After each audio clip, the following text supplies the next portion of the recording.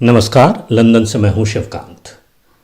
चाणक्य ने कहा था कि शत्रु को पहले कूटनीति से परास्त करके मित्रहीन बना लेने के बाद ही उस पर वार करना चाहिए।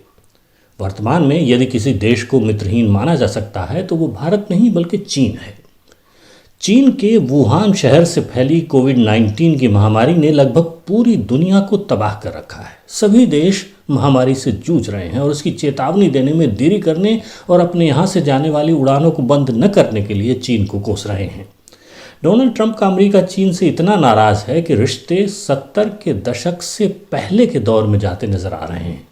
अमेरिका के साथ चल रही अनबन की छाया कनाडा और चीन के रिश्तों पर भी पड़ी है। कनाडा ने चीनी हुआवे कंपनी के अधिकारियों को गिरफ्तार किया था। चीन ने कनाडा के 2 व्यापारियों को जासूसी के आरोप में गिरफ्तार कर लिया है। चीन ने ऑस्ट्रेलिया और वियतनाम से भी दुश्मनी मोल ले ली है। ताइवान और फिलीपींस के साथ तो उसके झगड़े चलते ही रहते हैं। अपने सुरक्षा कानून को हांगकांग में भी लागू करने का प्रस्ताव लाकर उसने हांगकांग ही नहीं सारी दुनिया को नाराज कर लिया है। दुनिया भर में हो रही निंदा और चिंता के इस माहौल को शांत करने के लिए कोई शांति और सुलह का कदम उठाने की बजाय चीन ने पिछले सप्ताह भारत के साथ चले आ रहे पुराने सीमा विवाद को और भड़का लिया है। अक्सई चीन की गलवान घाटी में भारतीय सैनिकों पर रात के अंधेरे में किए गए हमले की दुनिया भर के समाचार माध्यमों में निंदा हो रही है। चीन की आक्रामक नीति को लेकर New York times, Washington post, guardian, observer, times और इकोनॉमिस्ट जैसे प्रतिष्ठित समाचार माध्यमों के साथ साथ मेल और सन जैसे लोकप्रिय टेबलॉइड अखबारों ने भी चीन और भारत की सेनाओं के बीच हुई झड़प और उससे बढ़े तनाव को लेकर रिपोर्टें, टिप्पणियां और लेख छापे हैं। कार्नेगी शांति एंडाउमेंट, IISS और टेक्सास नेशनल सिक्योरिटी रिव्यू जैसे कुछ थिंक टैंकों ने भी चीन की चाल और रणनीति का आकलन करने की कोशिशें की हैं। किसी को ये बात समझ में नहीं आ रही है कि चीन को ऐसी विषम परिस्थिति में भारत से झगड़ा मोल लेने की क्यों सूझी है। कुछ लेखकों का मानना है कि चीन लद्दाख को केंद्र शासित प्रदेश बनाकर अक्सई चीन पर हक दोहराने के भारत के कदम से आशंकित है और भारत को बांध कर रखना चाहता है। लेकिन अक्सई चीन पर तो भारत ने हमेशा से अपना दावा रखा है। लद्दाख को केंद्र शासित प्रदेश बनाने से चीन के किसी काम में साफ तौर पर कोई अड़चन आती दिखाई भी नहीं देती। कुछ लोग मानते हैं कि चीन डारबुक से दौलत बेग उल्डी सैनिक अड्डे को जोड़ने वाली भारत की नई सड़क से आशंकित है, जो श्योक नदी के किनारे किनारे बनी है। लेकिन इस सड़क को बनते हुए तो 13 साल हो गए हैं और ये पिछले साल बनकर तैयार हो गई थी। उसके लिए इस समय सीमा में घुसपैठ करने से क्या हासिल हो सकता है। वैसे वास्तविक नियंत्रण रेखा के आसपास सड़कों का जाल बिछाने की शुरुआत तो खुद चीन ने ही की थी। भारत तो केवल उसके जवाब में अपने बचाव का प्रबंध कर रहा है। कुछ लोग मानते हैं कि चीन भारत की अमेरिका के साथ बढ़ती दोस्ती से चिंतित है। उसे भारत, अमेरिका, जापान और ऑस्ट्रेलिया की गोलबंदी से डर है।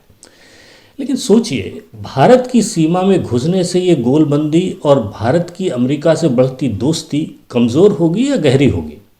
ब्लूमबर्ग में छपे अपने लेख में मिहिर शर्मा ने चीन की इस चाल पर आर्थिक दृष्टि से कुछ सवाल उठाए हैं, जबकि चीन की तरफ से लिखने वाले कुछ टीकाकारों का विचार है कि भारत कोविड-19 महामारी से मिले मौके का फ़ायदा उठाकर अमेरिका और यूरोप को जाने वाली सप्लाई चेन को चीन से हड़पना चाहता है। चीन भारत को सीमाओं की रक्षा में उलझाकर अपना क्षेत्रीय प्रभाव फैलाना और भारत को व्यापार प्रतिद्वंदी बनने से रोकना चाहता है। यदि ये सही है तो यह बहुत बड़ी भूल है, क्योंकि यदि अमेरिका ने यही सोचकर चीन को उलझाए रखा होता और आगे न बढ़ने दिया होता तो न तो चीन विकास कर पाता और न ही अमेरिका। भारत आबादी में चीन के बराबर का देश है। अभी चीन के व्यापार भागीदारों में उसका स्थान 12वां ही सही, लेकिन ये आंकड़ा बहुत जल्दी बदलने वाला है और भारत उसका एक बड़ा व्यापार साझीदार बनकर उभर सकता है। इतनी बड़ी मंडी के लोगों को नाराज करके चीन अपना तो बहुत बड़ा नुकसान कर ही रहा है, पूरी दुनिया के विकास में रोड़े अटका रहा है। इकोनॉमिस्ट के चेगवान स्तंभ में डेविड रेनी ने लिखा है कि अपने पड़ोसियों और नज़दीकी देशों पर दादागिरी कायम रखना चीनी कूटनीति की एक खासियत रही है। वह खुद तो लड़ाई में नहीं उलझना चाहता, पर अपना दबदबा कायम रखने के लिए उन देशों को उलझाए रखना चाहता है जो उसे चुनौती दे सकते हैं। हो सकता है पिछले सोमवार की घटना इसी रणनीति का हिस्सा हो। ब्रितानी अखबार ऑब्जर्वर में छपे एमा ग्राहम हैरिसन के लेख में कुछ जाने माने चीन विशेषज्ञों ने चीन के सीमा अतिक्रमण के बारे में अपनी अपनी राय दी है। जर्मन मार्शल फंड के वरिष्ठ सदस्य एंड्रू स्मॉल का मानना है कि चीनी सेना वास्तविक नियंत्रण रेखा के कई मोर्चों पर पिछले कई वर्षों से अपनी स्थिति मजबूत करती आ रही है। चीन ने केवल गश्त लगाने के बजाय सेना को स्थायी रूप से तैनात कर लिया है और पक्की सड़कों और ठिकानों का जाल बिछाया है। पिछले सोमवार का घाती हमला स्थानीय कमांडरों के तैश का नहीं बल्कि सर्वोच्च कमान से मिली हरी झंडी का नतीजा है। अमेरिकी शोध संस्थान MIT के सुरक्षा अध्ययन केंद्र के निदेशक टेलर फ्रेवल का मानना है कि चीनी राष्ट्रपति शी जिनपिंग कोविड-19 की महामारी की वजह से दुनिया भर में हुई बदनामी, अमेरिका के साथ बढ़ते झगड़े और अर्थव्यवस्था की बुरी हालत की वजह से इन दिनों गहरे राजनीतिक दबाव में है। भारत, वियतनाम, हांगकांग और ताइवान को लेकर आक्रामक होते चीन के तेवर इसी का नतीजा है। शी जिनपिंग जनता का ध्यान महामारी और आर्थिक बदहाली से हटाकर चीन पर निशाना साध रहे दुश्मनों की ओर लगाना और राष्ट्रवाद की भावना को भड़काना चाहते हैं। दिलचस्पी बात यह है कि चीनी प्रचार तंत्र और भारत के विपक्षी मोदी सरकार पर भी यही आरोप लगाते हैं। अमेरिकी विदेश विभाग के पूर्व सलाहकार और कार्नेगी शांति एंडाउमेंट के वरिष्ठ सदस्य एशली टेलिस का मानना है कि भारत के खिलाफ शी जिनपिंग की आक्रामक नीति दिखाती है कि भारत को लेकर उनकी समझ कितनी कमज़ोर है। गलवान घाटी में हुए हमले जैसी घटनाओं से चीन भारत की उस नई पीढ़ी को भी खो बैठेगा जो अतीत की दुश्मनी को भुलाकर नया अध्याय खोल सकती थी। तो फिर चीन की चाल और रणनीति आखिर क्या है? वॉशिंगटन स्थित स्टिमनसन सेंटर के चीनी अध्ययन केंद्र के निदेशक युनसुन ने टेक्सास नेशनल सिक्योरिटी रिव्यू में छपे अपने लेख में इस पर गंभीरता से विचार किया है। युनसुन का मानना है कि गलवान घाटी में हुई झड़प भले ही योजना बनाकर न की गई हो, लेकिन चीन वास्तविक नियंत्रण रेखा पर और उसके आसपास बड़े योजनाबद्ध तरीके से काम कर रहा है। भारत की तरह चीन में भी पंचवर्षीय योजनाएं बनती हैं जिनमें भावी कार्यक्रम तय किए जाते हैं।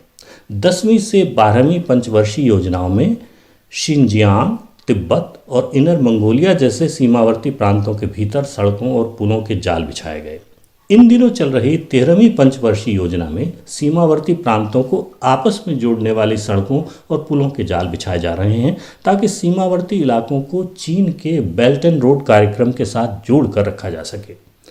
डोकलाम, पेगोंग झील और गलवान घाटी में बनाई जा रही सड़कें और सैनिक ठिकाने इसी योजना का हिस्सा हैं। युनसुन का मानना है कि चीन वास्तविक नियंत्रण रेखा को नियंत्रण रेखा में बदलना चाहता है। चीन जानता है कि सीमा को लेकर भारत और चीन के आपसी मतभेद इतने गहरे हैं कि उन्हें किसी समझौते से हल नहीं किया जा सकता। चीन चाहता था कि रूस के साथ सीमा विवाद के हल की तरह भारत के साथ भी सीमा विवाद का हल निकल जाए, लेकिन इसके लिए उसने अक्सई चिन के बदले अरुणाचल प्रदेश पर अपना दावा छोड़ने का प्रस्ताव भी रखा था। 1960 से लेकर 1980 तक चीन प्रस्ताव को रखता रहा और भारत उसे ठुकराता रहा, क्योंकि 1962 की लड़ाई के बाद चीन अरुणाचल प्रदेश से हट चुका था और अरुणाचल पहले से ही भारत के कब्जे में था। इसलिए भारत अक्सई चिन की और जगह क्यों देता? लिहाजा चीन ने 1980 के बाद से अरुणाचल के भूटान से लगते तवांग जिले पर भी अपना दावा करना शुरू किया, क्योंकि तवांग में दलाई लामा का जन्म हुआ था। इसलिए यदि तवांग भारत में रहता तो दलाई लामा भारतीय हो जाते और तिब्बत पर चीन के कब्जे को चुनौती मिल सकती थी। भारत ने उसे भी ठुकरा दिया। नतीजा ये हुआ कि चीन ने सीमा विवाद सुलझाने में रुचि लेना बिल्कुल बंद कर दिया और केवल सीमा प्रबंधन यानी सीमा पर शांति बनाए रखने की बातें करने लगा। अब चीन सीमा विवाद को सुलझाने के बजाय धीरे धीरे सीमा के अधिक से अधिक हिस्से को अपने कब्जे में लेना चाहता है। लद्दाख की सीमा की बात करें तो चीन 1959 की सीमा को सही सीमा मानता है और भारत 1962 की लड़ाई के बाद की सीमा को सही सीमा मानता है। दोनों सीमाओं के बीच कई जगहों पर कई कई किलोमीटर का अंतर है। इसलिए इस झगड़े के निपटारे के लिए दोनों देशों ने ऐसी व्यवस्था कर रखी है कि भारत अपनी एक नियंत्रण रेखा मानता है जहां तक उसकी सेना अपने स्थायी मोर्चे बना सकती है। इसी तरह चीन की अपनी नियंत्रण रेखा है जहां तक उसकी सेना को स्थायी मोर्चे बनाने का अधिकार है। दोनों के बीच 4 से 10 किलोमीटर चौड़ी विवादास्पद पट्टी है जिसमें दोनों की सेना आधी आधी दूरी तक गश्त लगा सकती है पर हथियारों का इस्तेमाल नहीं कर सकती, और आमना सामना होने पर दोनों बैनर लगाकर एक दूसरे को अपनी सीमा में रहने की चेतावनी देते हैं और वापस लौट जाते हैं। ये व्यवस्था 1993 से चली आ रही है, लेकिन हाल के महीनों में दोनों के बीच पथराव, डंडेबाजी और हाथापाई की घटनाएं होने लगी हैं। युनसुन का मानना है कि इस समय चीन के 3 रणनीतिक उद्देश्य हैं। पहला, वास्तविक नियंत्रण रेखा के विवादास्पद हिस्सों में अपनी घुसपैठ को बढ़ाकर जहां तक हो सके उन्हें अपने कब्जे में लेना, ताकि अगर कभी नियंत्रण रेखा तय करने की बात उठे तो चीन को पीछे न हटना पड़े। दूसरा, सीमावर्ती क्षेत्र में सड़कों और पुलों का जाल बिछाकर सेना की तैनाती को आसान बनाना। और तीसरा, भारत को अपनी सीमा के भीतर बराबरी की तैयारी करने से रोके रखना और उलझाए रखना। चीन सीधी लड़ाई लड़े बिना अपने ये तीनों लक्ष्य पूरे करना चाहता है और अभी तक अपने काम में भारत से आगे है। गलवान घाटी की मिसाल को लें तो चीन ने नियंत्रण सीमा तक पक्के मोर्चे बना रखे हैं, सड़कों का बेहतर जाल बिछा लिया है, 2 सैनिक अड्डे बना लिए हैं और उपग्रह की तस्वीरें देखने से पता चलता है कि गलवान नदी के बहाव को भी मोड़ लिया है ताकि ज़रूरत पड़े तो सूखी नदी के रास्ते श्योक नदी के किनारे पड़ने वाली भारत की डार्बुक ओल्डी सड़क तक पहुंचा जा सके। भारत भी गलवान घाटी के भारतीय हिस्से में सड़क और पुल बना रहा था जिसे लेकर गलवान की झड़प हुई है। अंतर्राष्ट्रीय रणनीति अध्ययन संस्थान IISS में छपे अपने लेख में हेनरी बॉयड और मेया न्यूएंस ने उपग्रह तस्वीरों के जरिए दिखाया है कि किस तरह चीन ने गलवान घाटी में टैंक, तोपखाना और पक्के सैनिक बंकर बना रखे।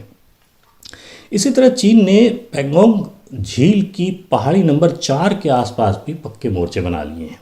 भारत का दावा है कि उसकी सेना पहाड़ी नंबर 8 तक गश्त लगाने जाती रही है और वास्तविक नियंत्रण रेखा पहाड़ी नंबर 8 के पीछे से होकर गुजरती है।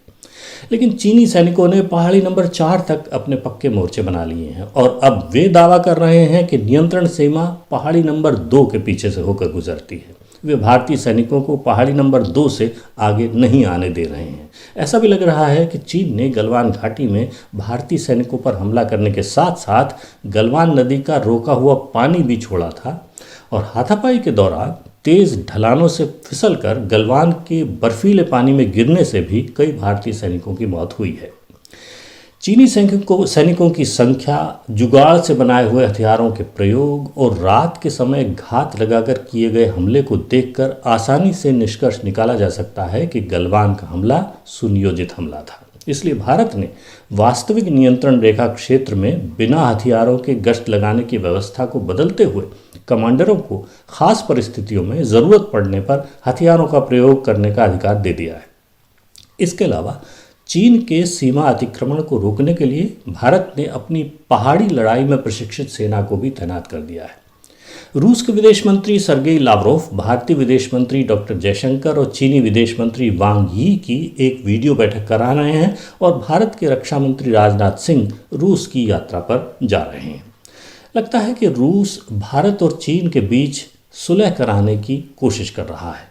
अमेरिकी राष्ट्रपति ट्रंप ने पहले ही भारत और चीन के बीच मध्यस्थता कराने का प्रस्ताव रखा था और गलवान की झड़प के बाद भी उन्होंने कहा कि वे इस पर नज़र रखे हुए हैं और भारत और चीन दोनों से बातें कर रहे हैं। विदेश मंत्री मार्क पोम्पेओ ने चीनी हमले की कड़ी निंदा की और चीनी कम्युनिस्ट पार्टी को एक बेलगाम ताकत बताया है। शी जिनपिंग की कम्युनिस्ट पार्टी वही पार्टी है जिसके हाथ तियाननमेन चौक के हजारों प्रदर्शनकारियों के खून से रंगे हैं।